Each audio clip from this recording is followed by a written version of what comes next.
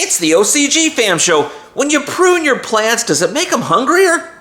Let's talk about it. Hey there, Bob from Oregon's Constant Gardener. Welcome to the OCG Fam Show to you, my YouTube buddies. What's going on? How you doing? Let me know in the comments and we'll talk about it after the show. Right now, let's just get into the show.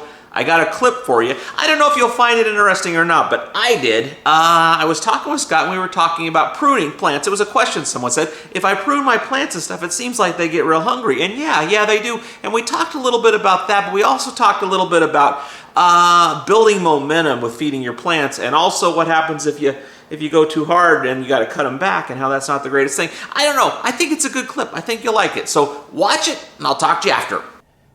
D'Delio. D'Delio. It doesn't matter. Well, it does matter. D'Delio. Or that's Italian. I'm going to move on. When doing a lot of topping and low-stress training, is it normal for plants to get a crazy appetite, like 2 to 3 times more than what the feed chart lists? I feel like I'm using so much nutrients and my slurries are still showing hungry plants. Yeah, well, that's pretty common. So if you prune a plant, it triggers their growth response in defense, so they start growing, so they demand more to do so. So I've got these hanging baskets at home, and sometimes I forget to water them. They kind of die off, and I go in there and I clip a bunch of stuff, and they take off. Yeah. That's they're not doing that on their own. They're eating more out of the soil and everything. Well, and they're doing it on their own because it's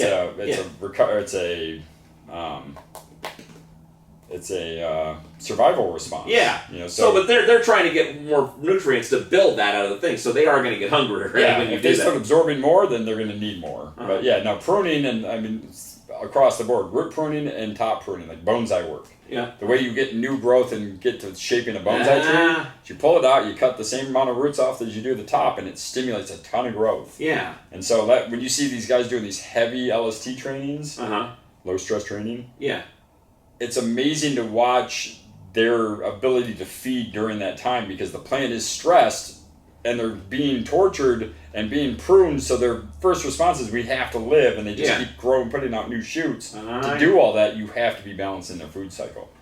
And so a lot of people are just like, wow, if I feed them a lot more, then they produce a lot. I mean, they develop faster, they create that screen a lot quicker, and then they go back to normal feeding when they're done pruning. But pruning will stimulate Okay, so, but it's not like a situation where you get done with this where you still got to feed them all the way through, where they're going to be hungry all the way through. Depends on the genetics, the alkalinity, and the health of the plant. Because I mean, that's the downfall of nectar, is that if you kind of create this plant and it's what do you call it? What's the word I'm looking for?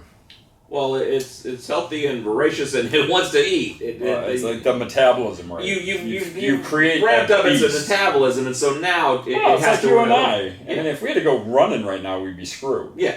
But if we trained to run, we'd be like, no problem, I can do 20 miles. But then you stop for a month, and then you go run again. Different. Yeah. Yeah, once you start doing this to your plant, you give it, and then you want to do this because you don't want to afford it anymore. Well, you're taking the athlete and then you're putting the shackles on them and saying, okay, well, don't run, really. I mean, I wanted you to run. We're kidding. Yeah. Going, now sit here and get fat like us. Yeah, it's all good. No, they're not going to work. It's not going to work. It's going to get healthy. Unfortunately, when you start doing that, just be prepared that you may have to notch up your feed rates and then kind of maintain them and keep your slurries in check, because often when you have to ramp up like that, they don't ever want to come back to a lesser feed. They kind of want to be like, keep us here or keep going, keep accelerating. Okay, what do you think of that? Helpful, informative, entertaining? Maybe not the greatest. I thought it was kind of a little clip that might be good to show, but we're going to get into some more interesting stuff. We're going to get back after the alkalinity. We did a bunch of stuff on the last viewer questions show about limestone. We had 4 or 5 questions about that, and I'm going to try and tie all this together and how that fits in with alkalinity and fixing the soil instead of fixing the water kind of stuff. Good for people with some smaller grows. Hope you like that. Hope you like this. I love you. I'll see you tomorrow. The OCG Fam Show, it's pretty good, it happens every day. It's the OCG Fam Show. See you tomorrow.